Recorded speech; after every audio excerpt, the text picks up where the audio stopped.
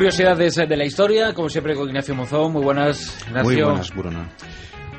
Vamos a hablar, como no, de esas curiosidades, del origen de algunas cosas, para descubrir cosas y asuntos muy llamativos. En los tiempos actuales, cuando se dan noticias en conflictos bélicos y se habla de fallecidos, de víctimas, siempre, o muchas veces se dice, han fallecido 1000 mujeres y niños, sí, pero hombres no. Sí.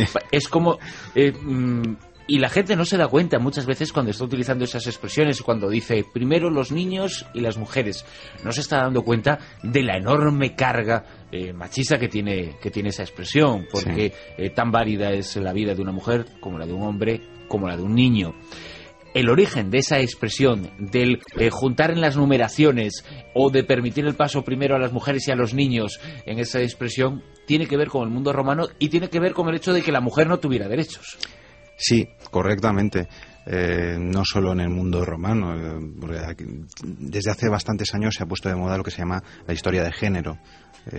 Y siempre pues a los egiptólogos, y lo digo sin rabia, ojo, y los celtistas siempre dicen, no, es que en el mundo céltico, en el mundo egipcio, la mujer tenía más derechos, en prácticamente ninguna civilización conocida de la historia, la mujer ha tenido la misma igualdad jurídica que tiene ahora mismo.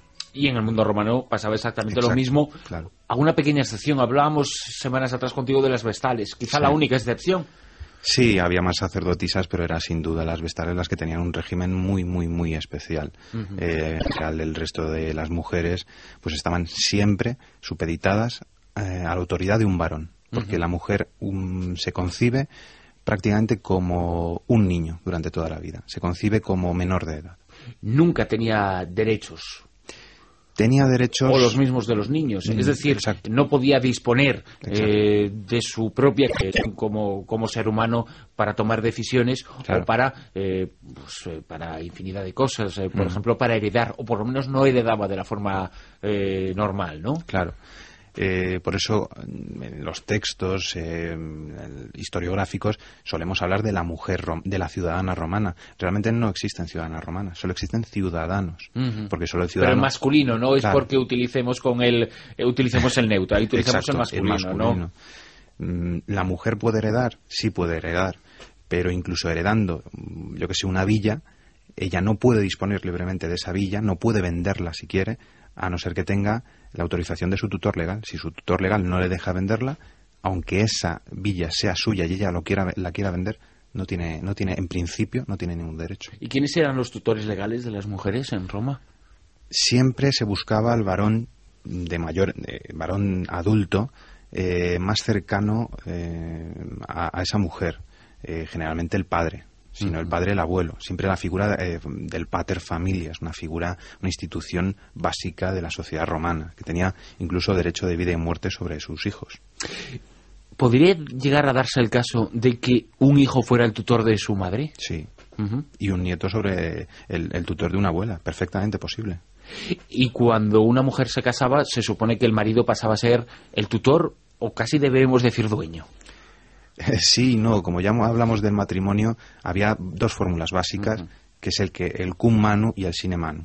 El cum manu sí da la manu, digamos, sí da la potestad, con lo cual el dueño, como tú bien dices, pasaba de ser el padre a ser el marido. Pero en el matrimonio sine manu, el marido es semidueño, por así decirlo, de la mujer, porque el padre o el pater familias de esa mujer sigue teniendo derechos legales sobre ella. Y entre esos derechos incluso el de disponer de la propia vida de ella. Sí. ¿Hasta qué punto? Pues hasta tal punto, y eso nos lo recoge Tito Livio con la leyenda de los Horacios, que un hermano, el Horacio superviviente, llega a matar a su hermana Horacia porque estaba aliada, digamos, realmente amaba a los curiáceos, que eran los enemigos de Roma. Si comete lo que se considera stuprum, una especie como de falta grave, que podía ser, por ejemplo, el adulterio, se la podía castigar físicamente o incluso matarla, porque ese tipo de justicia no se considera estatal, se considera familiar. Hablando de familias, hablamos de herencias. Sí. ¿Qué pasaba si quien heredaba era una mujer? En principio, como digo, pasa lo mismo que con un hombre. Si es un matrimonio, por ejemplo, sine manu, la mujer puede heredar de sus padres, pero eso sí, su tutor legal siempre administrará su hacienda. Una mujer que herede legalmente puede hacer testamento también de sus posesiones, pero aún así necesita la supervisión de un tutor legal. Las únicas que estaban exentas de eso eran las vestales.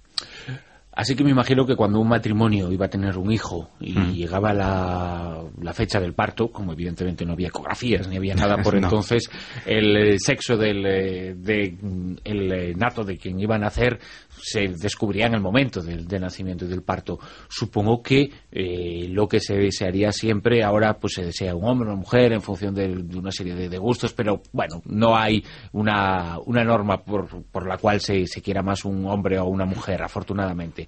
Eso, imagino que en la época de Roma siempre se desearía que el hijo fuera eso, hijo, en masculino, ¿no? Sí, porque como la mujer era considerada prácticamente inútil y que tenía mucha carga económica, había que comprarle muchos vestidos, había que darle la dote, que no siempre la dote es algo solo femenino, pero bueno, en general solía ser algo, digamos que la lastraba bastante socialmente. Se la solía abandonar, o bien se la abandonaba, por ejemplo, en los cruces de caminos. Por lo tanto, eso que pasa ahora y que cuando recibimos las noticias y cuando surgen, se nos erizan los vellos ante noticias verdaderamente terribles de niños abandonados, niños y niñas abandonados, entonces se supone que se producían más casos de niñas abandonados que de niños. Muchísimo. Para evitar todas estas problemáticas que nos estás contando. Muchísimos más en el mundo de hoy día. En países como China y la India, la mayoría de los niños abandonados son niñas, que se las abandona incluso en cubos de basura. Sí. Y es por eso, por esa carga peyorativa que tiene. Digamos, eso es una tradición muy fuerte. No hay que remontarse mucho tiempo atrás en nuestro país, en nuestro mismo país. La mujer no tenía derechos. Bueno, ni la mujer ni el hombre tenía derechos, por ejemplo, a votar. Pero aun cuando no existía el derecho a votar, el hombre sí tenía derecho a abrir una cuenta bancaria y a manejar esa cuenta bancaria. Claro. Su mujer, aunque fuera titular de esa cuenta, no lo podía hacer si no era con el permiso de él. Y estamos hablando de 30, 40 años atrás. Exacto. No hay que remontarse muchísimo tiempo. Esa misma circunstancia ya se daba en el pueblo romano. Exacto. Una mujer no podía administrar el dinero porque se consideraba que no era propio de su sexo. Una mujer, si vivía en Madrid, se quería ir, por ejemplo, a Zaragoza, necesitaba, aunque tuviese 50 años, necesitaba el papelito, digamos, la autorización de su padre, de su hermano, de su marido, de su tutor legal. Si no, era ilegal. Es que ya nos lo dice Ulpiano, que lo recoge en el Digesto. Digamos, hay una serie de oficios que se consideran viriles, con lo cual la mujer no los puede desempeñar porque va contra natura. En tiempos no tan pasados, pero incluso leyendo los primeros fragmentos del Antiguo Testamento, ya de nuestra cultura judeocristiana, encontramos que la mujer se asocia mucho más a lo pecaminoso, al lado siniestro, y el hombre al revés. Esto, algo muy parecido, también ocurría con el mundo romano, en donde incluso las mujeres no tenían en sí mismo nombre. Claro. En general, todo este tipo de cosas siempre se justifican teológicamente. Es una manera de que el hombre se quite la culpa, ¿no? Dice, no, yo no te considero inferior, ¿no? Es la divinidad que te ha creado así. Se consideraba que la mujer tenía lo que se llamaba la infirmitas sexos, la debilidad de su sexo. No podía beber porque se emborrachaba. No podía hacer determinadas cosas por eso.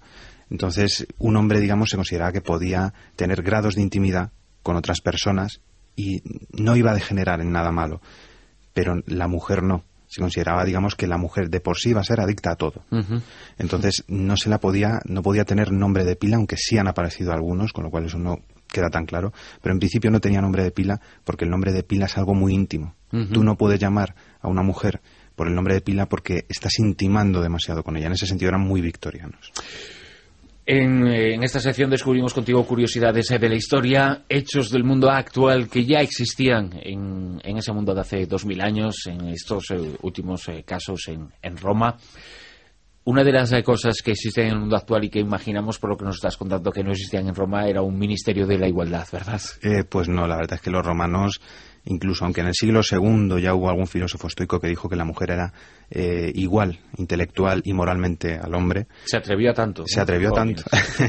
Sí, pero no le pasó nada. Estamos viviendo el siglo II después de Cristo, además, para algunos el momento más brillante de la antigüedad. Pero vamos, en general se habrían llevado las manos a la cabeza si hubieran visto eso, porque como hay una justificación teológica para todo, su mundo se organiza en eso. Ignacio Monzón, como siempre, un placer descubrir estas cosas tan interesantes sobre la historia, sobre el pasado. En futuras secciones vamos a hablar de otros lugares, de otras culturas, además de Roma, de la griega y de otras, porque vamos a seguir descubriendo asuntos fascinantes contigo. Muchas gracias. Gracias a ti, Bruno. Gracias.